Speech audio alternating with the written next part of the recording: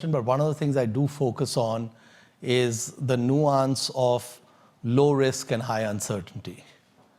Is that what you were asking? Yeah. Yeah. So basically, the thing is that stock markets hate uncertainty. So what they want is you produced $1 in earnings this year. Please produce $1.10 next year, $1.20 2 years from now, $1.35 3 years from now, and please go nonstop like that. Okay? And the reality is that the business world is very messy. It just doesn't work that way. You know, things just don't go in a straight line, and they go up and down and such. So stock markets have, in my opinion, a irrational, extreme expectation of smoothness in business operations, and almost any business is anything but smooth. And so, if a business has a temporary hiccup, you know, they just say, hey, by the way, next quarter might be slightly off, taken out back and shot. First, let's take it out back and shoot it, then we'll ask questions, okay? And you know, Buffett had mentioned that when he was buying the Washington Post, I think he was the market cap of the company was around $80 million. And he said in any private transaction then, it would have sold for $400 million. So it was sitting at about 1/5 of liquidation value or the sale of a private, what a private buyer would pay. And the 80 million market cap went down to 60 million because people just kept selling the stock. And the sellers, and Warren knew some of the sellers, they agreed with him that the private market value was 400 million. But they just didn't want to deal with the near-term uncertainty that the business was facing. So if you have a business which exhibits very high uncertainty, then that business generally will get very extreme kind of valuations in a auction-driven market, and an investor can take advantage of it because markets get confused between risk and uncertainty. They get confused between these two, and to give you an example, I had made an investment a few years back. I think this was like in 2004 or so, maybe it's been 14, 15 years. There was a steel company in Canada called IPSCO. And the nuances of this company were as follows, that the stock was trading at $45 a share. The company had no debt. It had $15 in cash.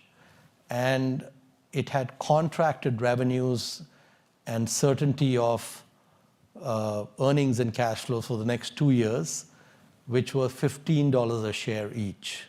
So the company would make after tax $15 in each of the next 2 years. So in effect, I was paying $45, and if I just held the stock for 2 years, I would have $45 sitting in the company. But I would still have all the plants and everything else. But the business was extremely volatile with extreme cyclicality. So after 2 years, there was no certainty of any kind of what earnings were going to be. You know, wide range, unknown. And markets don't like that. So what did the market do? It priced it at 45. And from my perspective, I said, okay, why don't we just buy the stock and wait for 2 years? And because I have all the plants, I have everything else, I just want to see what happens after that, because doesn't look like they have too much downside. And so we bought at 45.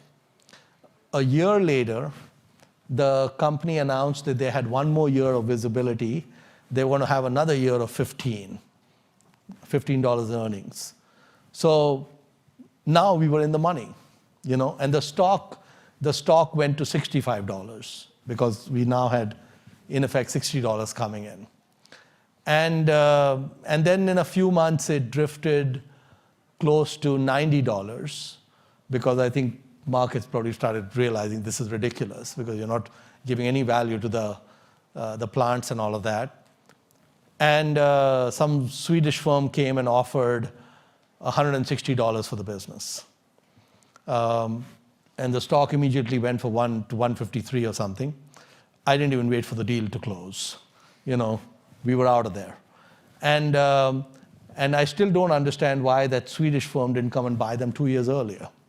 But that's the way it is in life. Like Mark Twain says, truth is stranger than fiction because fiction has to make sense. So uncertainty really bothers markets. There was another company I had invested in, I think this was about 4 years ago in India, called Rain Industries. And this company had borrowed a lot of money, bought plants, taken on a lot of debt. And all those plants, everything else they bought, was barely able to cover the debt service. They weren't really contributing to earnings. And so the market gave no value to like 90% of the assets of the business. So $2 billion in revenue, 200 million market cap. Those plants had cyclicality in them, and we were kind of close to hitting bottoms on the cyclicality. If they got to somewhat normal environments, the company could be producing 200 million a year in annual cash flows, and I was paying 200 million for the entire business. And so we bought the stock, and for 2 years it just went straight down. It didn't do anything. The 200 million market cap went to like 160 million. And then in the third year, the earnings came in. They came in at 200 million, and the market cap went to 2 billion. And then now recently again, they hit a patch in their earnings, so it corrected backwards. I think we have like a 2.5 times gain, but we had a 12 times gain at the peak. So the risk and uncertainty is a very interesting thing to have in your toolbox, because equity markets, and especially auction-driven markets, hate uncertainty. And especially there can be businesses where the uncertainty is only for 6 months or only for 9 months, and markets will punish them for that. And so that can give you an edge.